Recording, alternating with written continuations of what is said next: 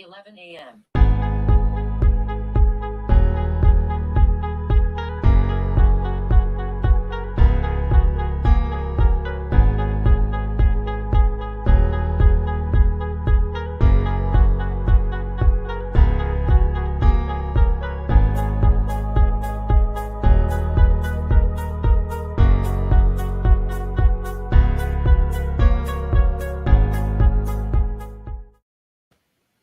Welcome to Podcasting 101. I'm Mia Lorenzo, and I'm so happy to be with you all today. If you ever had the desire to create content, podcasting is actually the perfect platform to get you started. Podcast listening in the U.S. has been on a steady incline for the past decade, so it's safe to say podcasting has definitely gone mainstream. It's also a great way to learn many facets of storytelling. You can hone your interview skills and vocal delivery, learn how to record and edit audio. There's even marketing, publishing, and distribution. And it's perfect if you're really unsure of which direction you want to take in your journalism career, because you can kind of try all those different things and figure out which ones you like. It's also, sorry about that. It's also perfect. Now, a little bit about me. I'm actually a visual storyteller first as a longtime producer for WLRN here in Miami. And now as my owner of my own production enterprise called Sideshow Charlie Productions. Now, I've had the privilege and pleasure to produce many award-winning documentaries and short films. So you would kind of think the leap from visual storytelling to audio would be easy, but not so much. I had so much to learn. I started my podcast 2.5 years ago, and it's called the SoFlo Weird Show, and it's really based on weird Florida stories. It's kind of morphed out of two loosely based shows that I did for WLRN, which were distributed nationally to PBS stations, called Weird Florida Roads Less Traveled and Weird Florida On the Road Again. Now, my daughter and I, Michelle, produce this show. We produce, we edit, we market it.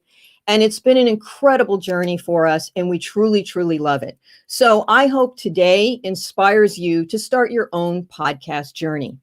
Now, before we introduce our distinguished panel, I'd like to let you know that I really, really, really want you to stay tuned to the end of this webinar because we have a very special surprise for those who are really serious about podcasting.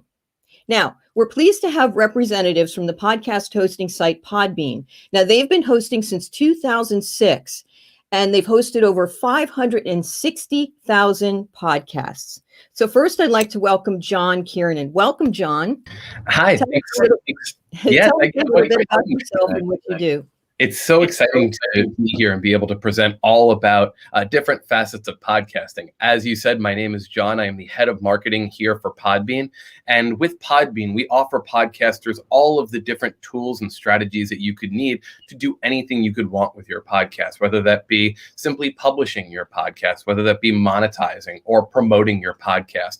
Our platform gives you the ability to do all of that. Myself, as a podcaster, I've been podcasting for about 5 years now with a variety of different topics. And I want everybody here to know that if you have a topic that you're looking to podcast about, whether it be the news of the day, whether it be sports, or whether it be something that's just near and dear to your heart, we're going to give you a lot of tools that you can use to do the best work that you can. Well, thank you. Thank you, John. And we're so happy to have you here. Next, we have Shannon Martin. Welcome, Shannon. Hi, great to be here. Yeah, I'm also with Podbean. I'm the director of communications at Podbean. I've been with Podbean about, 7 years. So I've had the pleasure of meeting thousands of creators, all the way from some of the corporate folks that we work with to independent creators in every possible podcast niche you could think about. So excited to share a little bit. I'm a writer and a content producer, so I'm going to share a little bit on kind of the content side today. Well, thank you. Thank you. And next, this is really, really exciting. We have Brooke Dunevsky here. She's a podcaster, a very young podcaster. Welcome, Brooke. So nice to have you from New York. Hi, thank you so much for having me. So as you said, my name's Brooke Dunevsky. I'm a high school student from New York. And last year I started Charity Talks, which is my podcast where I interview the leaders of national and international charities so that people can learn more about worthwhile causes and how they can get involved. Excellent. Thank you. Thank you so much. Now, we have so much to go over, but to take this process step by step, I do want to start with concept, how to come up with a concept. So, Shannon, what are the key things to consider when one wants to come up with a concept? I think the most important thing is to think about your why. Why do you want to do a podcast? What's your goal? That kind of shapes a lot of the things we're going to talk about. So having a purpose behind this, and this can vary widely. There's no wrong purpose, no wrong goal, but you do want it to be something that you care about. You'll enjoy. That enthusiasm will show through. We're going to discuss a lot of aspects of podcasting. You'll see there is some hard work involved, so you want it to be something that you'll be able to sustain through that hard work because it's something you really care about. Community building is another piece to consider that can be really important in building a community, really getting into the listener piece. So one of the first things to kind of think about once you've kind of honed in on something you're interested in is, who will the audience be? Who would you imagine listening to the podcast? And that we sometimes in marketing call that the avatar, which means you're thinking of a person, you're thinking of sort of what are the things that person enjoys, what other kind of things do they consume? And it really can help with anything from the format you choose to use to the length of the podcast when you're thinking about that avatar's lifestyle. And another piece of advice that can be really helpful is to not necessarily try to be all things for all people. When you have a clear purpose, you might want to do what's called niching down. So rather than being a podcast that could appeal to anyone, a lot of times to build community, you really want to get a little more specific with it. And thinking about what is going to be sort of special about your podcast. It does not have to mean that no one has ever covered this topic before. There are many shows on different topics. It might be that you're bringing a new format to it, a new twist, you're covering a specific geographic area or a more narrow topic on it, or just that you bring your own voice and personality or guests or that kind of thing. So there's all kinds of ways that you can sort of make it special, but you want to be thinking about filling a gap, I think is important. And on the niching down, I just wanted to mention really quick something that I think helps to put that into perspective, why that can be useful. When you look at the categories of podcasts out there, there are some that are very popular and also very crowded spaces, and they're usually very broad in nature. So Apple Podcasts has these categories. Some of them are, for example, education, society and culture, which can cover sort of everything, and religion. Those are some of the most crowded categories. But Apple has these subcategories. And if you really, when you think about in general, niching down more, that's where you can stand out as well. That's a way. So for example, the sports categories they have, volleyball, swimming, rugby.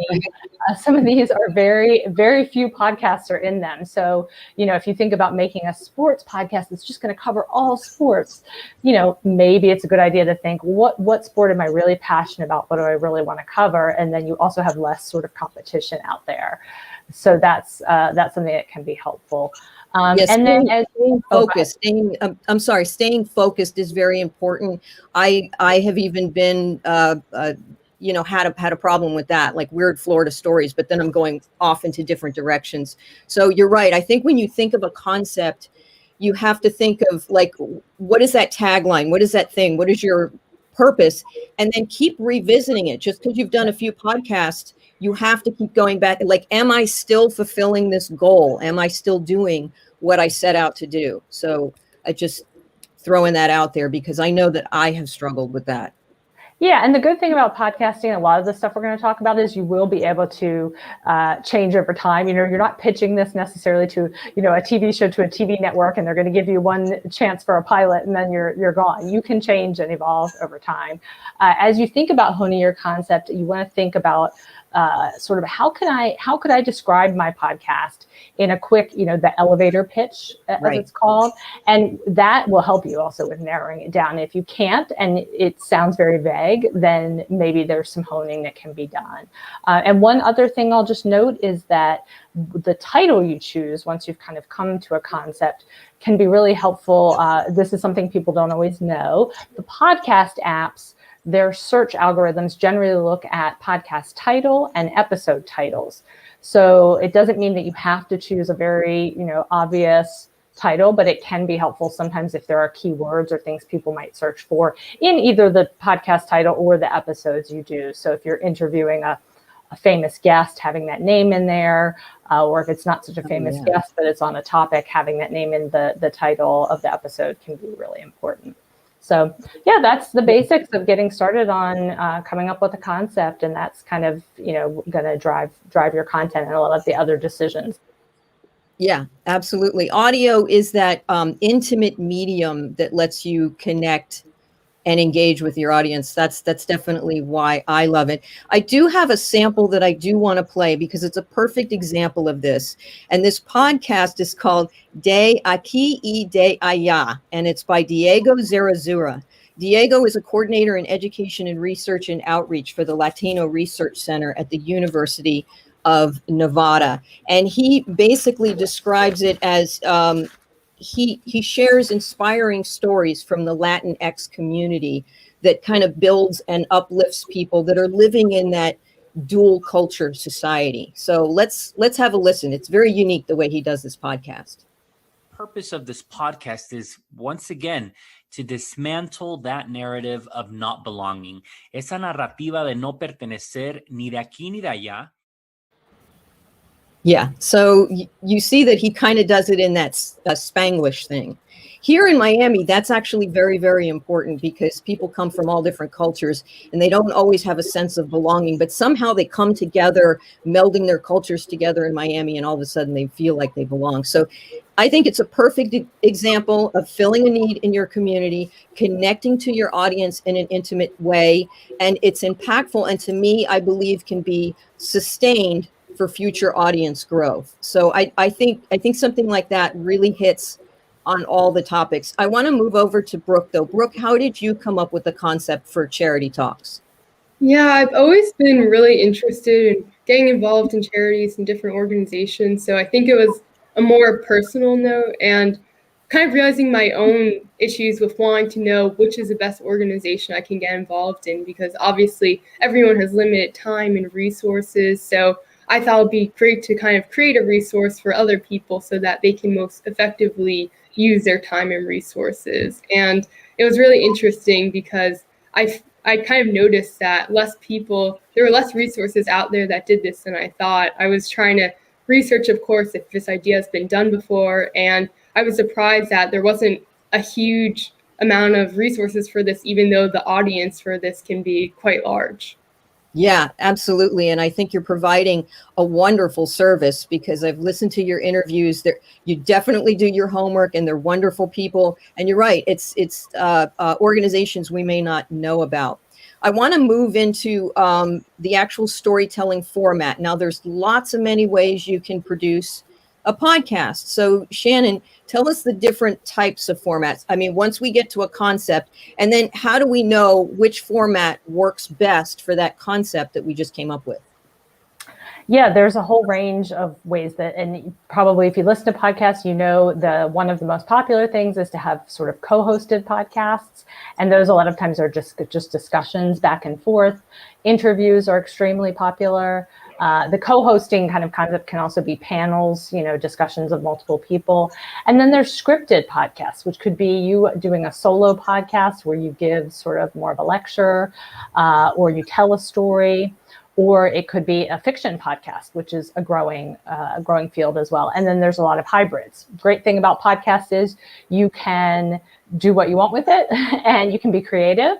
And the important thing, I think, is to make sure it fits your concept and that it always goes back to your why. Now, each of them have unique challenges and places where you'll end up spending more time and more work. So, for example, an interview podcast can sort of relieve some of the burden of doing it all by, all the talking yourself. It doesn't need to be quite as scripted. It involves some prep, obviously. But what it involves a lot of is getting guests, scheduling guests, dealing with guests that cancel. So those are the things that, as you all know, as podcasters, they can be the things that end up taking up a lot of time. But on the flip side, if you're doing a solo, like, for example, a fiction scripted out show, or for example, a true crime or a news where you're doing a lot of research, then there's a lot of that kind of prep work. So it's just different in terms of that. I would say for a lot of people, a solo show where it's all falling on their voice can be a bit more difficult. That probably needs more scripting, and it maybe needs more thought in terms of how to break it up and maybe do some different segments, what kind of length of time you're comfortable with, that kind of thing. Also, podcasts, just to throw in, just so if you run into this terminology, you'll kind of understand what it means. They can be episodic, which is what a lot of us probably think about when we think of podcasts, which means I can download a podcast from last month or this month or any time, and it's sort of a standalone topic. And although they may break themselves up into seasons or sort of have a theme, a serial podcast, on the other hand, if you think of the podcast Serial, that's an easy way to remember it. You have to listen in a row. It's a show, that's like a TV show you watch from. And you totally get hooked. You totally get hooked. Yeah, they can be very, very catching. I think for any type of podcast that you do, one question that comes up that I just wanted to address real quick, because it comes up to almost all the time, is how long should your podcast be? And I think there's a saying that a lot of podcast experts say that I completely agree with: as long as it needs to be and not a second longer. Yeah, very good, very good. Because your podcast, you have the freedom to make it as long as you want, but you need to focus, with it. Absolutely. And you don't want to drone on and on and on. John, let me ask you, because you mentioned you have a podcast, what is your format and how long is yours, since we're on the subject? Sure. So I love what Shannon said about making it the exact length, no longer. What I think has worked for the podcast that I run, transparently, I run two different podcasts. One is a wrestling-based podcast where we discuss all of the different things that have gone on in the different promotions. And the other one is a music education podcast. In both of those, we try to keep it to, let's say, about 60 minutes or so. And we break up the show into different segments. What we like to do is we like to bring on guests to the show. Not only does this allowed to have a brand new viewership or rather, I'll say this, instead of having it where it's just you talking, it's bringing in a new perception. It's bringing in a new person to your podcast. But also it fits a cross-promotional opportunity, the ability for you and their audience to cross-pollinate and potentially get more eyes and viewers on your content as well. But in terms of the format, I've always really liked to have an intro, including any intro music, maybe keeping that part down to about 20, 30 seconds, letting people know what you're about, introducing your hosts. And if you do have any sponsors, keeping those towards the beginning, maybe in the middle as well, using those pieces of music and ads to break it up. But I think probably for us, it was a 20-minute thing if we're trying to break it up in time. But it's really all different podcasts have different ways that they can break it up. So it's really what makes the most sense for you and your audience. Perfect. Let's just get quickly to some examples. And I know we have a couple of questions coming in. Brooke's show, Charity Talks. Brooke, yours is an interview podcast. Do you want to set it up a little bit before we play it?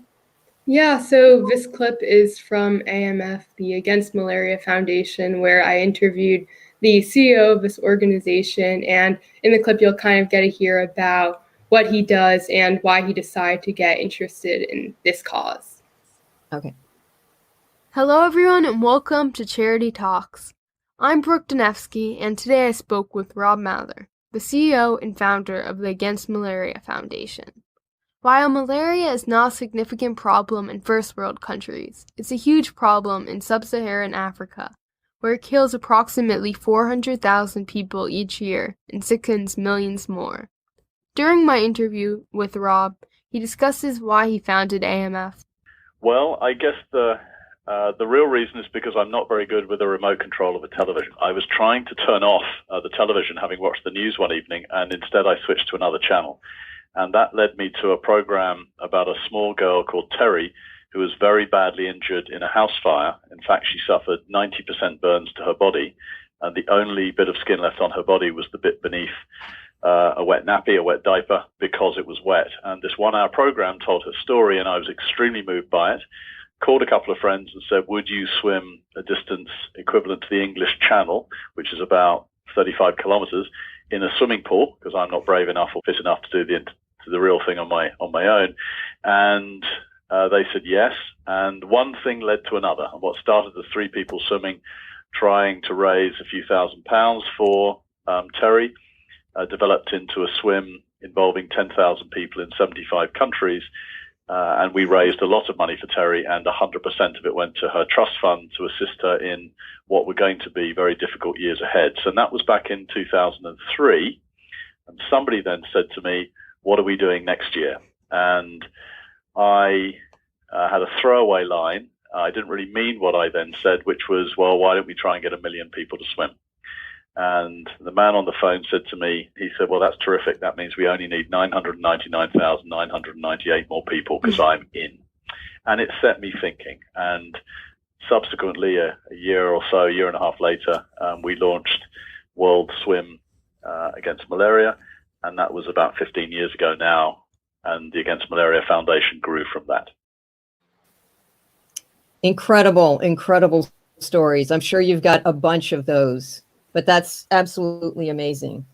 I love that. So yeah, I do need to move into recording, and we have some questions. So I think when we go into recording, some of these questions we have kind of talk about publishing and hosting. So I don't know if we want to combine that or not. For instance, we have a question from Tony Leal of Miami-Dade College. Besides posting a podcast to a hosting service like Podbean and Spotify, is it smart to upload to video platforms like YouTube? John, you want to take that? Sure. Yeah, and I think it's a great, valid question. One thing that I think is extremely important, and especially in the world of podcasting, is being able to have your audience find you wherever you are and however many ways that you can. Being able to use a medium like YouTube is fantastic, whether you're doing a video podcast, much like we're doing in this facet, or whether even it's just an audio podcast that you create an audiogram, much like Brooke's previous video was. I think both of those allow you to take advantage of YouTube's algorithm. You get the ability also to have higher search traffic on there too. So not only can people find you on the various podcasting apps, Apple Podcasts, Spotify, Podbean, but people can also use what I believe is the #2 search engine in the world to help discover your content as well. So I absolutely think that having your stuff on YouTube cannot be understated. And I think no matter how you decide to do that, that should definitely be part of your podcasting strategy for sure. Excellent. We're going to move right into recording and what you are going to need to record. We have another question, and this is where I think we're going to start with it, John. Chucha Barba from Chucha Barba Productions. Her podcast often involves people who live in other states or country. What technology tools is best to record with a guest who cannot be in the same location for the recording? So even though we're going to talk about recording, let's maybe touch on that because we just came out of Brooke's sample and we know that Brooke wasn't in the same room either. So what do you think is best? Sure. So we'll talk a little bit about some of the software that you can use, and then that'll help dovetail into some of the technology that you can use as well. First and foremost, it all depends on whether, again, you're doing video or audio only, or maybe a combination of both. If you are looking into a pretty familiar concept for a lot of people, audio only is a great way to record. One thing that we offer is something called Podbean Livestream, which gives you the ability to remote record your podcast as well as do a live stream, and it's audio only. So if someone is, let's say, calling in from an iPhone or an Android device, they don't need any extra technology. All they need is the device that's right on them, and they can use a headphone and a microphone, and you can get really high quality audio there. There's a lot of technology that we're familiar with, whether that be Zoom, Riverside.fm. There's a lot of different technologies out there that will allow you to record both video and audio simultaneously with a host calling in from another part of the globe. So those are three different tools, I should say, that I would recommend. So Podbean Livestream for sure. And then you have Zoom, which you can run from iOS or Android or your desktop. Riverside.fm is another one. There are so many different tools out there, but those would be the three that I would highly recommend for sure. And that's on the software side of getting a remote recorded interview with somebody who's not in the same location. As I kind of discussed also, many podcasters nowadays have the technology already on them, whether that be a laptop or whether that be their mobile device. One thing that's been great in 2021 is the ability for us to have really high-powered technology that sits in our pocket. So a lot of people have really decided to use their mobile device and their headset to record their podcast, whether that be into the voice memos app. This gets a little bit outside of just the remote recording side. This gets into the actual recording of your podcast. And I actually have a slide that I'd like to bring up here too to help illustrate that here. So when we talk about the most basic setup, I always like to discuss the phone. It's high quality recording right in your pocket, and it's something that we carry with us. It also allows us to, in the moment, create really engaging content around a concept that might be near and dear in our heads right there. You can record, as I said, right into the voice memos app. Our app allows you to record and publish your content right from the device. And at the end of the day, I think a lot of podcasters often get hung up on the technology. We're going to absolutely talk about the technology, but one thing I always want to bring up is it's really just about getting started. And if you have the technology on you, I see no better way to start trying to record and starting your podcast than being able to use your mobile device. If we decided to go ahead and upgrade the content and we wanted to go ahead and have a little bit more of a studio, the 4 pieces of gear I will always recommend. Number 1, a computer is going to be what you use to record and produce your podcast. And I am somebody coming in from a MacBook Air right now, but this can be a Windows computer, or this could be an Apple computer, whatever the case may be. There's software that's made for all the different platforms that are easy to use, all the way up to extremely advanced. So you have a lot at your disposal. Headphones also are pivotal in making sure that you get the clearest audio you can, because you can have a fantastic microphone, but if you're picking up all of the other sounds in the room, it's going to be very difficult for a listener to focus on your words. And it's also going to be very difficult to edit some of those sounds out. We'll talk about editing in a little bit. But headphones are going to help you reduce any unwanted noise during the recording. And here I have a pair of Sennheiser 280s that are shown on screen, but you can use any headphones as we discussed. You can use your AirPods, you can use EarPods, you can use any. The point is those headphones are going to allow you to block out any sound from the recording. Then we have different microphones you can choose. There's different kinds of microphones out there. There are microphones that plug right into your computer. There are microphones that plug into what we call an interface, which is the next tool here.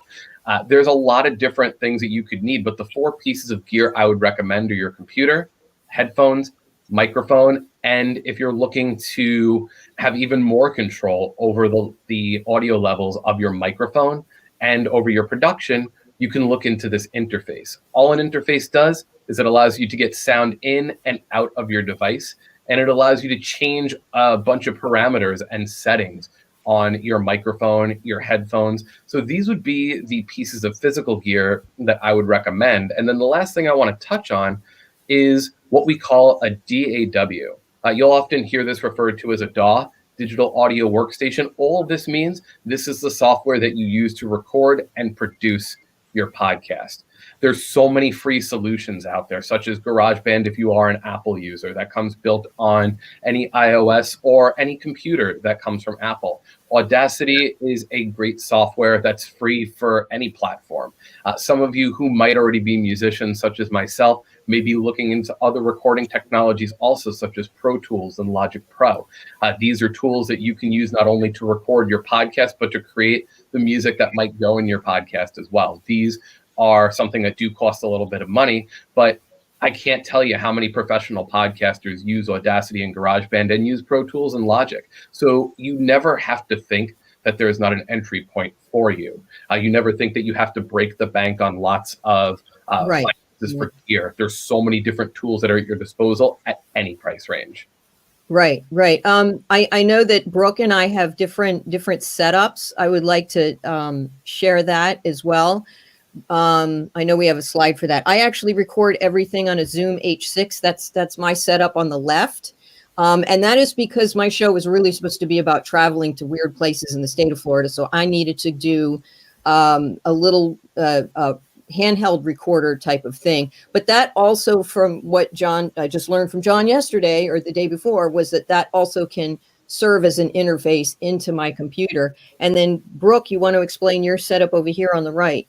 Yeah, I use my laptop and I record on GarageBand. I also have my USB microphone, and I always like to also record on voice memos just for a backup option in case I do need that extra audio. Perfect. Perfect. Actually, since you're talking, Brooke, I see a question in here from Maria Molina from WHS News. What do any of you recommend to have students be comfortable doing a podcast? Yeah, I think it's definitely interesting because as someone who interviews a lot of different people, it is so important that you find a way for anyone to be comfortable, whether it be your guest or yourself. And I think it's important just to realize that you can edit it, or the host or anyone can edit it. So no one should ever feel uncomfortable, because you do have that freedom to obviously take out a section if you don't like it as much or anything. So I think people should just realize that they have complete control over the process and what people do end up seeing.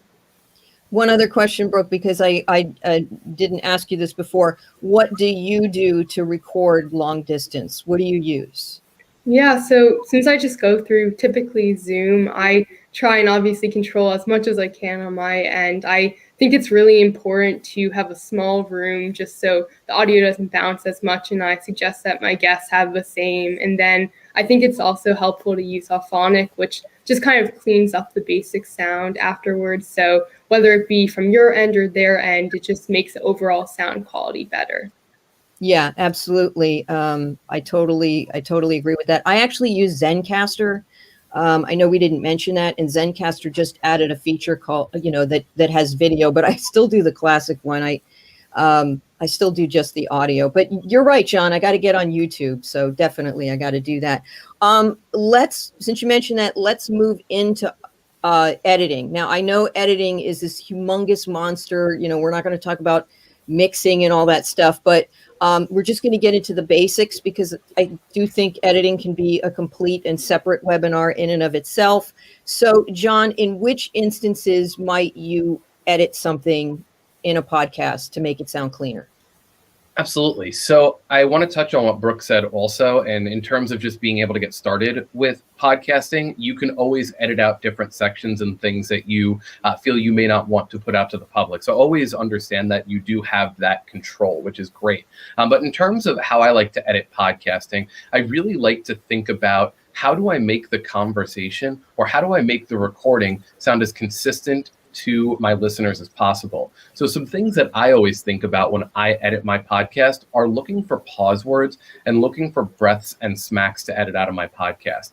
Really, when you think about pause words, these are things, if you're, let's say, interviewing somebody or you're trying to catch your point, you may hear uhs, ums, long breaks in silence. And while you're speaking to somebody in person, you can see them, and that's really great. That's fine. But when you have an audio-based podcast, being able to remove those little pause words is going to help the conversation, which, let's say, for most podcasts are audio-based, it's going to help the conversation flow in a much more natural progression. It's going to keep your audience engaged more, and it's going to allow you to have a podcast that sounds even more polished and professional.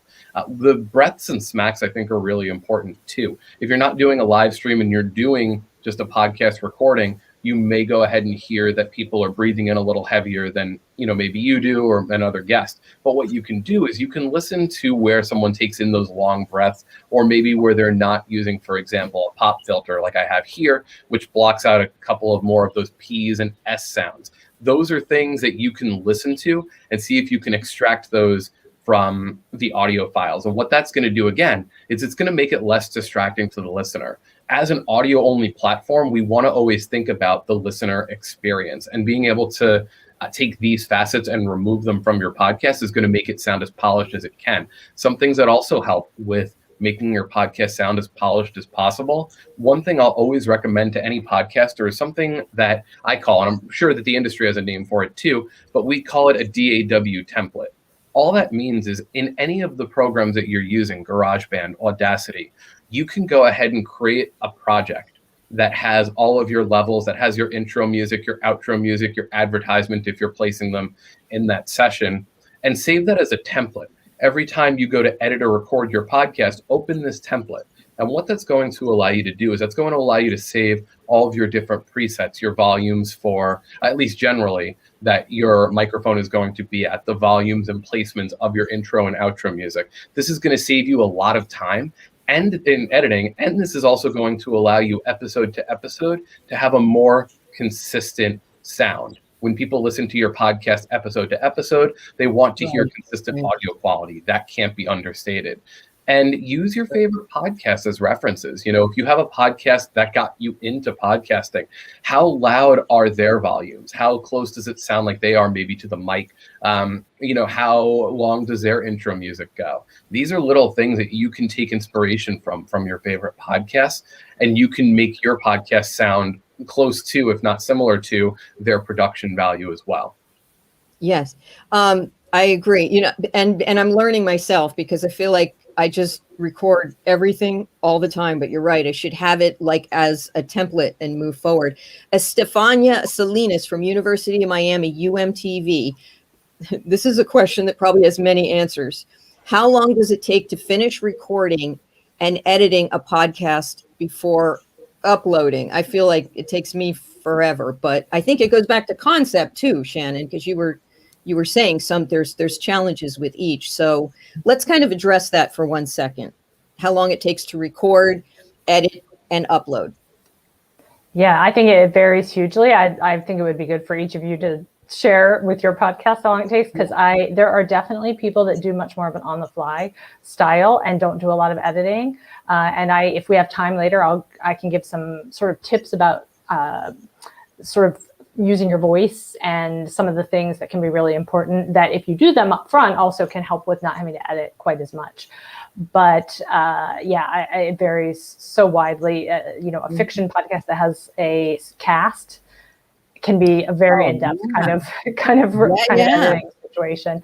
Yeah, I think a lot of people, if they do a lot of the editing that John's talking about, those kind of touches, they'll say it takes a couple times as long as the listening, but that's when they've really honed the process a lot. But there are some people that don't edit at all. So why don't you guys share how long it takes you? For me, I didn't mention it, but I have a hybrid podcast and I break mine up into segments. I try to keep mine around 30 minutes. I have 2 to 3 segments. So sometimes I do storytelling with a lot of sound effects and music and transitional music, but I also do interview. So for me, you know, interviewing kind of, John, is like clearing it up, you know, cleaning it up. I cannot believe how much I whistle and pop peas. It's absolutely ridiculous. I had no idea. But the minute you put those headphones on, you realize where all of your flaws are. But anyway, yes, I do that clean. So for me, the editing process seems to take forever, but I've gotten better at it. And by the way, I use Adobe Premiere. I just want to put that out there. But yeah, Brooke, how long does it kind of take you to do what you do? Yeah, I think it really, really varies from episode to episode because obviously I'm interviewing all different types of people, and sometimes I have one guest on, sometimes I have 2. So I think it just kind of depends because sometimes my episodes end up being, I like to stay around 30 minutes too, but sometimes they'll be 20 minutes, sometimes 40, depending on the natural conversation flow. So I think it really is just a case-to-case situation. Yeah, absolutely. For me, I think how I started and came up with that number is because I did a lot of, you know, commuting to and from Miami, and I always felt like 30 minutes was a good time for you to get to point A to point B. Like in South Florida, you can, you know, and you can get through an episode, which is kind of cool. And then breaking it up. And I always felt it was good to have, I always have a theme. Even though I may have 2 or 3 segments, I have a theme, whether it's weird crimes or, you know, lost roadside attractions or, you know, things like that. So that kind of also, again, Shannon, goes back to keeping it focused and what you're doing. So was it Juan? Oh, Juan from Christopher Columbus High School. I'm so sorry. I don't know how to say that last name, but Juan from Christopher Columbus High School. How can we as students introduce ourselves to and work with other influencers for our podcast? This is actually going to go into our resources. There's a lot of groups. There's a lot of Facebook groups and things like that help mentor, right? Who wants to take that? Yeah, there are definitely a lot of Facebook groups to connect and different ways to. And I would say one of the big things is just networking and asking people. And don't be afraid. I've talked to a lot of podcasters who've had people that you would think, oh, that person will never go on so-and-so random person's podcast. But they asked. Right. And you use different tools depending on what kind of space you're in. So if it's more sort of business oriented, or if you're going after people that are in the business world, LinkedIn can be a great way to connect with people. Twitter, if they're on, so similar to where is your audience, where is the person you want to connect with. And, people are very open, and especially in 2020, when a lot of people were home and lonely, I know a lot of podcasters that got guests that they were surprised by, a lot of celebrities that were more willing to do remote interviews than they had been in the past. So don't be afraid to reach out. Yeah, don't be shy. Brooke, I was like, Brooke is not shy. Yeah. She's not shy at all. She just, hey, So that's why I said, to me, when I first heard your stuff and what you do, I'm like, geez, she is fearless. She is just, I don't know. I don't know if I was that fearless at 17. I don't know if I'm that fearless now. But anyway, let's move into the most exciting part, which is getting your voice heard worldwide. What's the key to getting on so many different platforms? And this is going to go into a question that I had earlier in this webinar about branding from Zach Garrett of Riverside Military Academy. Would you recommend keeping the same cover art for each episode, or create a new one, or just use the main show art? Like, what do you recommend? So I know we're going to get into publishing, and that's a perfect question to address in this section. The main show art is going to be, your logo, but a lot of people do episode art. And I really think it depends on your capacity, sort of. So a lot of people will use a common theme for branding, so it looks similar, but if you have a guest, or Mia, in the case of your stories and stuff, maybe you have some art that's specific to that theme. I think that is sort of ideal, but it also, you're doing a lot of things putting out a podcast, and if that's going to distract and keep you from putting it out consistently, then it's not that important. You have to think about how people listen, and they're listening in apps, and that episode artwork, it can be very appealing, but it's probably not the main thing that's going to draw them in. And you mentioned distributing on platforms. Do you want us to talk about that? Yes. Actually, that is the next section I wanted to get into. Like for me, I didn't even know what an RSS feed was. So how do you get yourself out there? Sean, do you want to take that? Absolutely, sure. So there's a lot of different tools that you can use, but when you sign up for a podcast host like Podbean, what you get is you get an RSS feed. This is the link that you can use to submit to all of the popular directories. When you go ahead and you publish your podcast to your hosting platform, you will automatically have your podcast episode submitted to all the different directories once you sign up with them. I think it is really important because like I say here, you get lots of visibility at the single click of a button. I think that's really important to consider, because you want your message and your vision, as we talked about, to be as in many eyes and ears as possible. And when you can go ahead and click publish, and you know that your podcast is going to show up in all of the different podcasting platforms, you don't necessarily know who's going to be listening where. You don't know where a lot of your target audience is coming from. You do know where a lot of your target audience is coming from too. So being able to have your podcast in so many different places is extremely important. The top 3 I would always recommend being in also are Apple Podcasts, Spotify, and Google Podcasts. These are amongst some of the top 3 directories for podcasts here. And they all offer different benefits also. With Spotify, it is becoming the biggest platform for people to digest music and podcasts. Apple Podcasts is currently and was currently the champion of that. And Google Podcasts, again, with Google being the top search engine in the world, this is a great tool for your podcast to be in. If somebody searches out your podcast, they can play it right on the player there too. So these would be 3 different places I would recommend, but there's so many different directories. Oh, there's so many. Yeah. Ones I've never even heard of. And the key is to get yourself out there. Just a quick note, and we have a lot of questions, so I think I'm going to go to questions, but I am on something called Launchpad, which is sort of like nobody ever talks about it. It's sort of like a do-it-yourself thing. but I allow them to put ads in, so it's a free thing for me. But I literally had to go to each of these Spotify, Google Play, iTunes, and submit it myself, as opposed to a hosting site like Podbean, which would, helps you navigate all that. I'm not saying, Launchpad has been great for me because it kind of got me out there. Here's an interesting one, and I actually think it's for me, from Patrick Pulowski.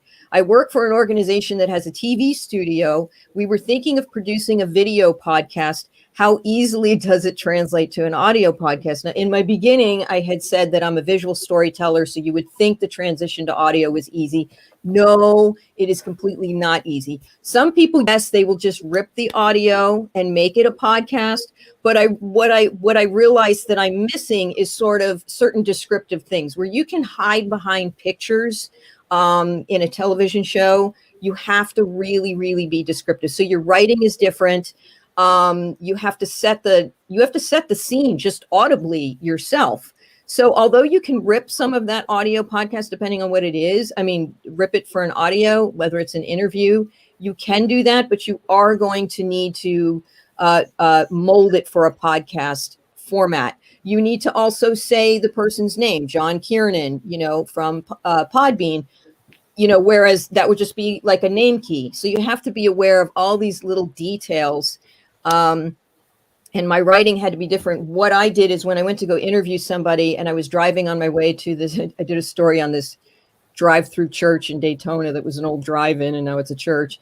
But I was describing on my iPhone the whole way, the cobblestone streets, the foggy morning, the rolling off the ocean. This is whatever, I described the whole thing, and it made it so much more rich once you have that description going on. So anyway, that's my 2 cents on that. The other one, which I think we can, Brooke and I can probably answer here, is Joan Marie Marcial from University of Puerto Rico. Hey, Puerto Rico.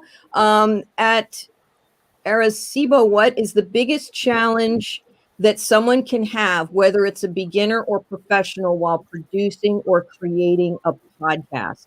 So I'll start with you, Shannon, and then I'll talk about what my angst is. I think we've talked a lot about focus, but I also wanted to, this kind of ties into this question, but it's also to follow up with what you were saying before, Mia, is I think what we should keep in mind with podcasting is that in any type of podcast, storytelling is important. And if you lose sight of that, I think sometimes the podcast can sort of lose track. And that even if it's an interview, it's setting the scene with the person or helping to prep the person you're interviewing in telling their story. Obviously, if it's if you're doing what you're doing and it's descriptive, that's really. But I think overcoming whatever the particular person's sort of fear is probably the hardest part. So some people are terrified of editing. Some people don't like marketing and promoting. So that's probably going to be a personal challenge. And just remember, there also are people that you can work with and collaborate, whether it be other students or, of course you can pay people to do a lot of things, but you may be able to work with other students that want to get experience in different areas. And if it's something you find you really don't like doing, then that's a good lesson and also a place to bring some other expertise in, perhaps. Yeah, I'm, it's my daughter and I, we do everything. So the hardest thing I have found is consistency. And when you publish, and I just get so hung up on editing. The best advice I got from a conference, the podcast movement conference, which is a phenomenal conference. One guy said, and it just has stuck with me, 80% out the door is better than 100% in a drawer. Meaning, don't get so hung up so much, get it out there. You need to publish. Because, sometimes I think I'm never going to be happy with the episode, but I have to get it published. So trying to do it all as a one-stop shop is very hard, but that's why I've enlisted my daughter, and she kind of takes care of the social media and stuff like that. So, Brooke, what's some of the challenges you had? Yeah, I think just kind of knowing where to start, because obviously I've never done anything like this before. And I think it's important that you just kind of go into it and you have to just learn as you do. So I think just that learning curve almost can be difficult for someone who's never done anything like this, but I think it's possible for anyone. Yes. And there is, there is a whole learning thing to it, and that's fine. Nobody comes out the box being 100% great, unless you have some high paid production team or whatever. It's meant to be a learning experience, and it's great. We have one more question, then I think we're going to go to our final thoughts. Chucha Barbara asks, because I think this is important, are the rules for copyrighted music used the same for podcast as for television production? I know we're going into a different area here. From my point of view, because I work for a TV station, the TV station pays a blanket license for like ASCAP, things like that, so we can air stuff. On a podcast, I wouldn't touch it with a 10-foot pole. So I don't know if any of you can cover that, because unless I paid for some kind of rights. Now I pay for a music library, but that's library music. It's not like, the Beatles or something, you know what I'm saying? So it's a bit complicated because of the distribution that podcasting has. So what I'll recommend, because we're not lawyers, but I can tell you it's something to be very, very aware of. Do not play around with it. Right now, Spotify and music companies are regularly sending takedown notices to podcast hosting providers, and we have to follow the laws. So it's very easy to get your podcast taken down, and because they now have the AI to find the music, so they don't have to go through it by hand.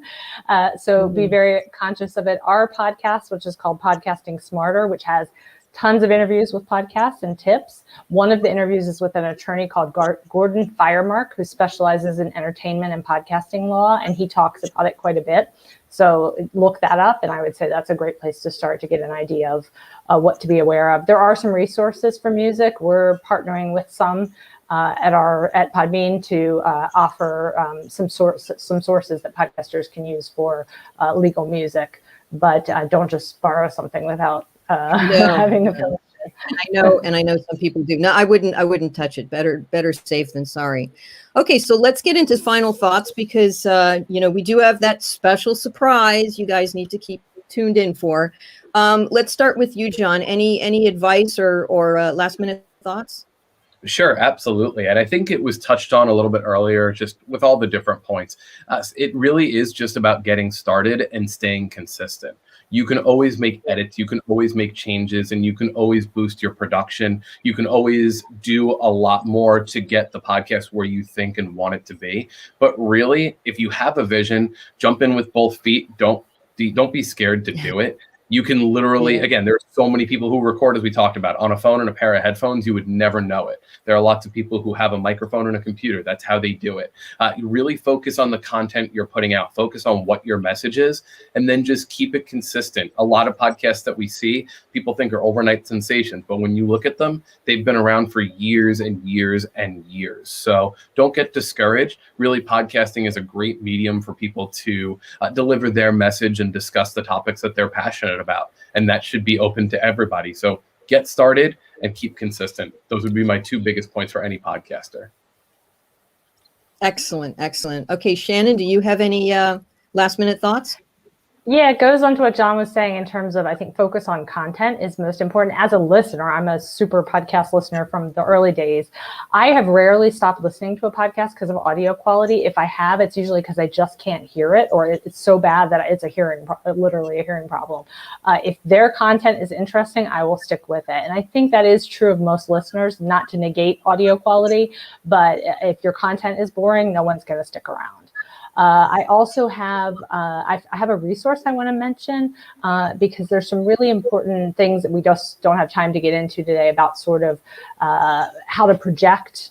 When you're doing podcasts, it's very much a conversation, but you do need to project a little bit more like a presentation, and you want to talk sort of directly to your listener. There's a lady named Rachel Corbett. She's Australian, so I think it's a .au kind of thing. But if you look up Rachel Corbett, she has a lot of great blog posts about tips about using your voice, finding your voice, that kind of thing. So there's some information there. And of course, we have webinars and all kinds of resources at Podbean as you want to dig into the specific topics too. Yeah, excellent. And by the way, on that note, we do know that this was chock full. There's still lots of questions going on. We will definitely have a part 2. I mean, we have to have a part 2. So before that, though, Brooke, what are your final thoughts? Yeah, I agree with what everyone else really said. I think that is important to just get started because just having a podcast, you learn so many different skills, from editing to, in my case, interviewing, to even sometimes like digital art or anything. So I think it's a really beneficial experience for anyone. Yeah, absolutely. I completely agree. I have learned so much, and I'm 30 something years in television. I mean, come on. But, I'm still learning. My advice would be to have fun with it. I know at times I've gotten so frustrated. I wanted to throw the laptop out into the hallway. I ain't doing this. I'm not cut out for it. But it has been an incredible journey for me. It's amazing. I have made a ton of mistakes. I ain't going to lie, but those mistakes have made my successes that much sweeter. So from the very first download or somebody clicking on my website, I've gotten so excited. I mean, some people go, oh, I had like 10,000 downloads. Hey, I was happy to have 10, So it's like planting this tiny little seed and then watching a little leaf spurt out. And, now you've grown over time and you've fostered that. And I think in the end, it's amazing. You have to stick with it. So get out there, start your journey, be consistent, and have fun. You're going to stumble along the way, but it's absolutely okay. It's not a sprint, it's a marathon. So I can't stress that enough, because I'm sure some people start and then, they don't follow through, or they don't keep it, but be consistent and have fun. So now, are we all ready for a surprise? This is it, the moment. Do we have a drum roll? Da, da, da, da, da, da. So Shannon, we have a really, really special, generous offer from Podbean. Can you tell them about it? Yes, we have decided to offer the members here a free year of podcast hosting. So Podbean has an unlimited audio plan, so you can go crazy and produce as many podcast episodes as you want. You'll have unlimited podcasting, and it gives you all the basics you need. We talked about distribution, getting all of that's there, and social sharing, and all kinds of tools and all of that. So you just go to podbean.com/NATAS, and that's a promo code. So you need to make sure that you don't go and get one of our free plans first, and then this doesn't work for an upgrade. So you have to go directly to that link, and it will apply a full free year of unlimited podcast hosting. And you also have that Facebook group for people who, So we do, yeah. You can join us on Facebook at Podbean. The link there was Podbean.com. That's our company page, but we also have a group called Podcasting Smarter. And again, as we've talked about resources and things, please join us there. And the point of that is to ask other podcasters questions, to get feedback. And it's not to share your show or your episodes, because other podcasters probably aren't your audience. Your audience is probably somewhere else. So we don't allow that, but we allow you to ask any question. No question is too silly. No question is too minute. So, it's a great community. Well, we want to thank you all. This has absolutely been wonderful. The Suncoast chapter, thanks you so much for your generous offer. If you have any further questions, please, we are all available. There's our information there for, all of us. So if you want to, please, we can continue this conversation, and I could share my experiences with you. I would be honored to do that. Also, I want to make sure that you all tune in to our next webinar, which is going to be very exciting. This is about mobile journalism, kind of goes into what John was talking about earlier, doing everything on the iPhone. But mobile journalism is May 8th at 11 a.m. right here, same time and place. So on behalf of myself, all of us, and my wonderful technical people that are behind the scenes right now, pushing this whole show along, thank you so much for joining us. And yes, again, we are going to have a second podcasting webinar, but nonetheless, thank you all for being with us. Have a wonderful, wonderful day.